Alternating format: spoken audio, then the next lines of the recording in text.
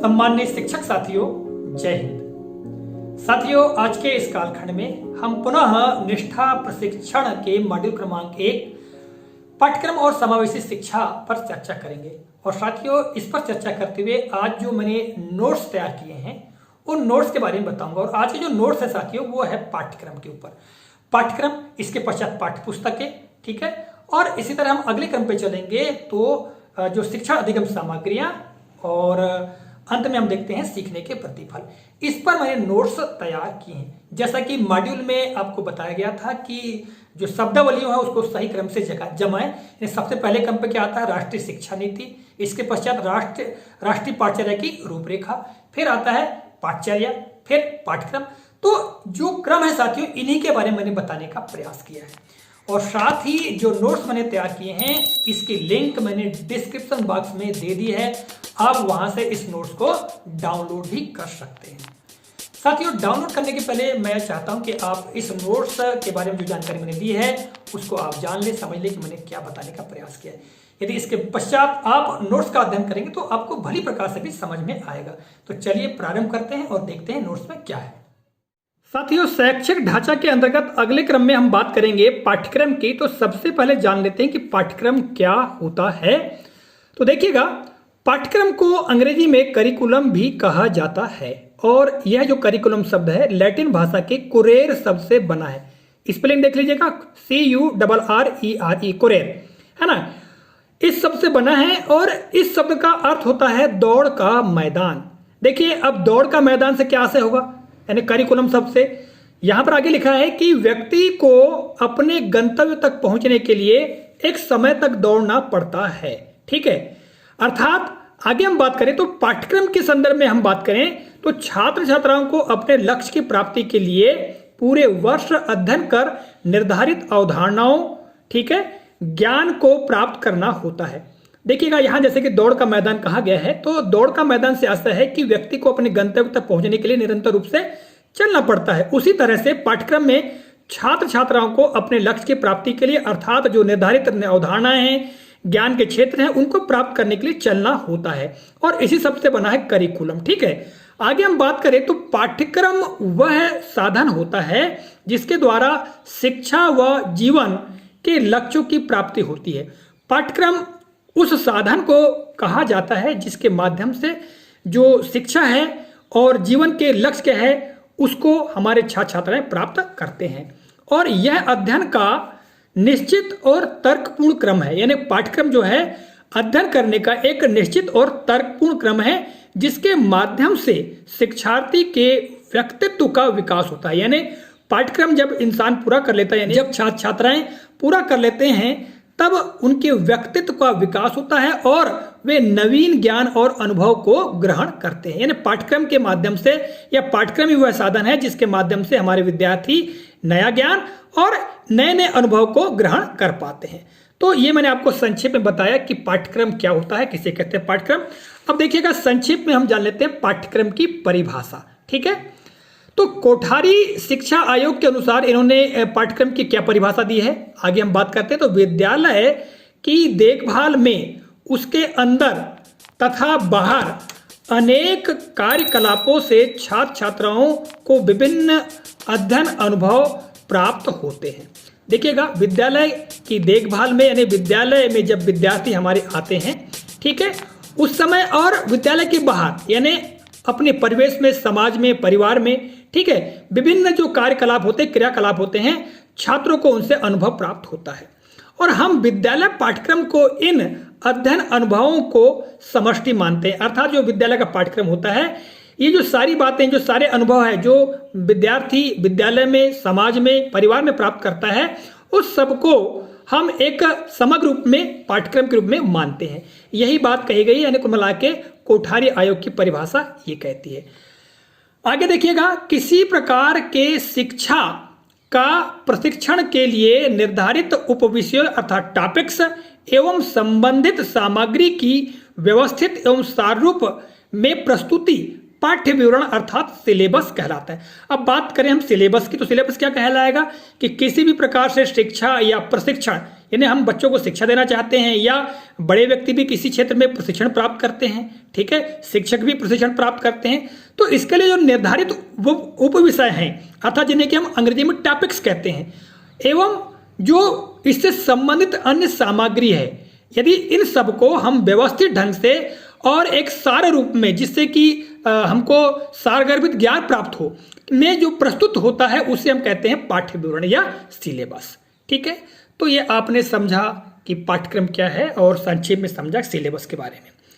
अब हम जान लेते हैं पाठ्यक्रम के कार्य या उसका महत्व क्या है, यानी पाठ्यक्रम क्या करता है या पाठ्यक्रम का महत्व क्या है, क्यों बनाया जाता है पाठ्यक्रम। ठीक है, तो देखिएगा, पाठ्यक्रम हमारे विद्यालयों की शिक्षण अधिगम कक्षाओं में चलते हैं। जैसा कि आपको ज्ञात है, जो पाठ्यक्रम है निश्चित ही हमारे विद्यालयों के लिए, हमारी कक्षाओं के लिए बनाए जाते हैं और इसके लिए उप विषय होते हैं अर्थात बहुत सारे टॉपिक्स होते हैं और विषय वस्तु अर्थात थीम्स होती हैं, ये प्रदान किए जाते हैं अध्यापन कराने के लिए। और ये टॉपिक्स जो हैं ये कक्षावार और विषयवार प्रदान किए जाते हैं, यानी कक्षावार यानी प्रत्येक कक्षा के लिए अलग अलग और प्रत्येक विषय के लिए अलग अलग प्रदान किए जाते हैं। इसमें यह बताया जाता है या यह जानकारी प्रदान की जाती है कि किस कक्षा में किस विषय में किस तरह की विषय वस्तु को पढ़ाया जाए। ठीक है, और उसका मूल्यांकन कैसे हो, इसमें यह भी ध्यान रखा जाता है कि मूल्यांकन कैसे करना है, जिससे कि हमें ज्ञात हो सके कि हमारे विद्यार्थी को जो कुछ भी हमने पढ़ाया है तो उसने कितना सीखा है ना, और साथ ही उसे कितना समय देना आवश्यक है, यह भी पाठ्यक्रम के द्वारा ही निर्धारित होता है। और ये सारी बातें हमारे पाठ्यक्रम के द्वारा निर्धारित होती हैं। तो साथियों, ये आपने समझा पाठ्यक्रम के बारे में कि पाठ्यक्रम क्या है। जैसा कि मॉड्यूल में बताया गया है, मैंने अतिरिक्त जानकारी भी लिखी है ताकि हम पाठ्यक्रम को भली भांति समझ सके और उसके महत्व बिंदुओं को जान सके। आगे हम बात करते हैं पाठ्य पुस्तकों की। देखिए कि शैक्षिक ढांचा में अगले क्रम में आती हैं पाठ्य पुस्तकें। तो पाठ्य पुस्तकों का अर्थ क्या होता है ये जान लेते हैं। किसी शैक्षणिक संस्थान द्वारा किसी कक्षा विशेष के लिए या किसी प्रशिक्षण के लिए निर्धारित की गई अवधारणाओं, गतिविधियों, चित्रों, अभिलेखों, तथ्यों आदि को पाठ्यक्रम में समाहित कर जानकारी देने के लिए किसी पुस्तक के रूप में छापा गया हो, पाठ्य पुस्तक कहलाती है। आप समझ गए होंगे, मैंने जो आपको पढ़कर बताया कि कोई भी शैक्षणिक संस्थान है, मान लो NCERT है, इसके द्वारा मान लो पुस्तकें तैयार होती है उदाहरण के लिए।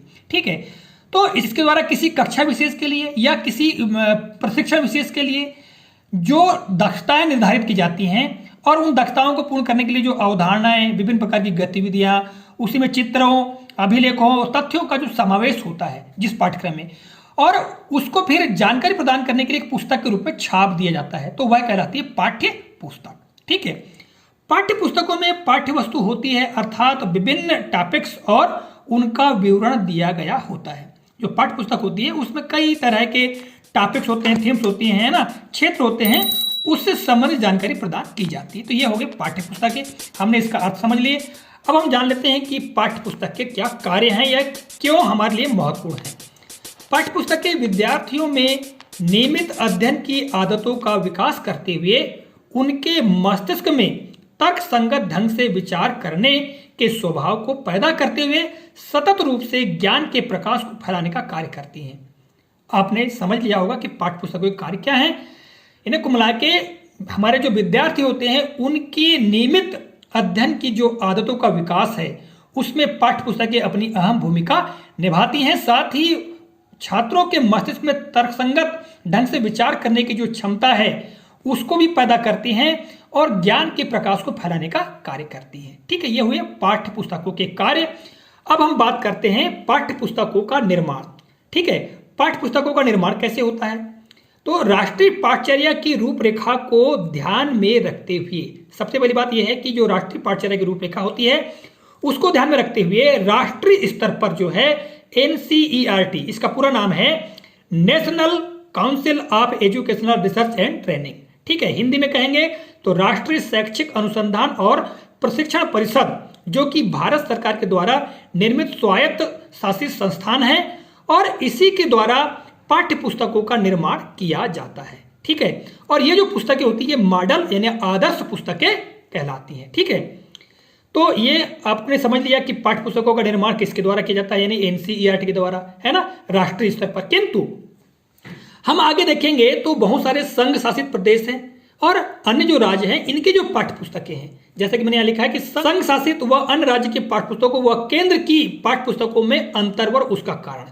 देखिए अलग अलग राज्यों की अलग अलग पाठ्य पुस्तकें हो सकती हैं, ठीक है, चाहे वो संघ शासित राज्य हो या जो हमारे अन्य राज्य हैं वो हो, तो उनकी पाठ्य पुस्तकें और केंद्र अर्थात एनसीईआरटी द्वारा निर्मित जो पाठ्य पुस्तक है उसमें अंतर होता है और उसका कारण क्या है उसको जान लेते हैं।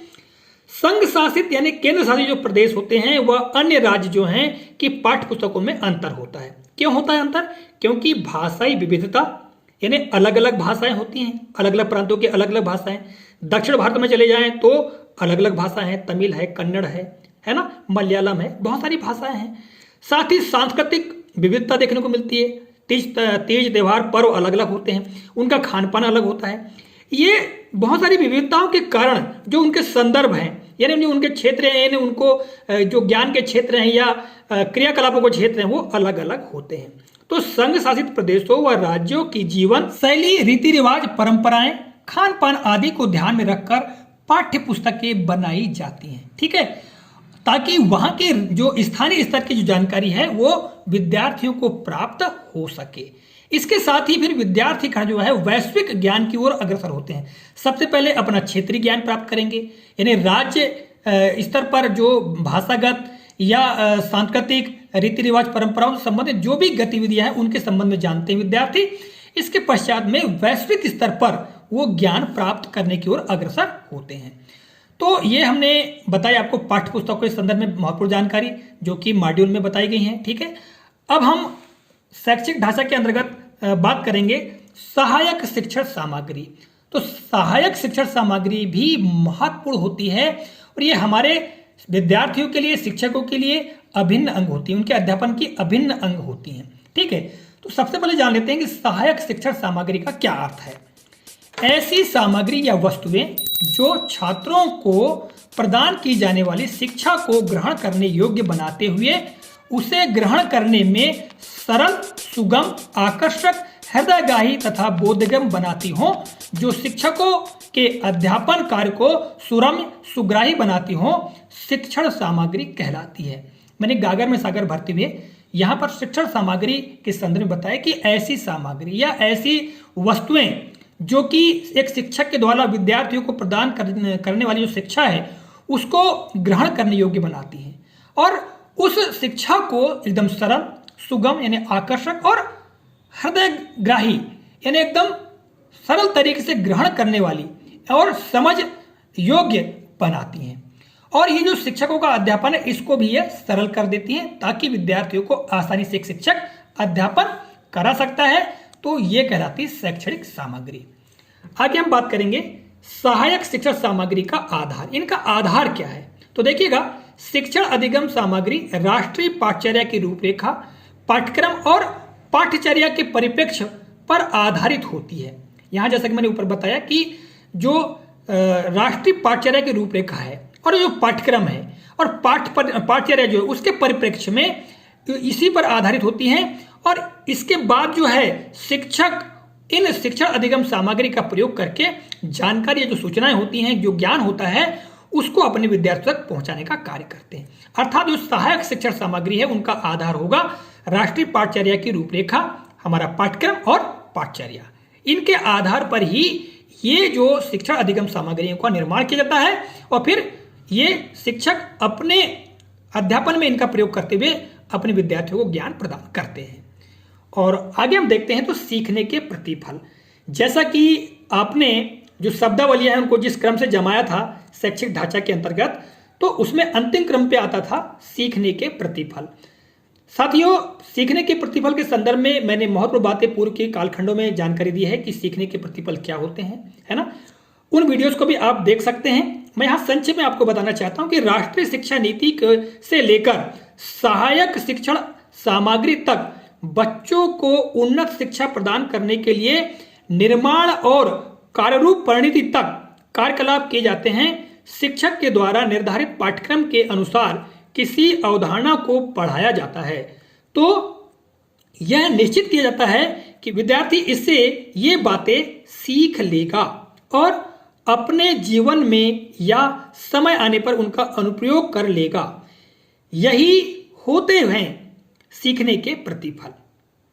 साथियों, जैसा कि मैंने यहां आपको बताया कि सबसे पहले क्या होता है कि राष्ट्रीय शिक्षा नीति बनती है किसी भी देश के लिए, और इसी पर आधारित बाकी चीजें निर्धारित होती हैं। ठीक है, और इसके आगे जैसा कि आपने देखा कि राष्ट्रीय शिक्षा नीति, फिर राष्ट्रीय पाठचर्या की रूपरेखा, फिर पाठचर्या, फिर पाठ्यक्रम, ठीक है,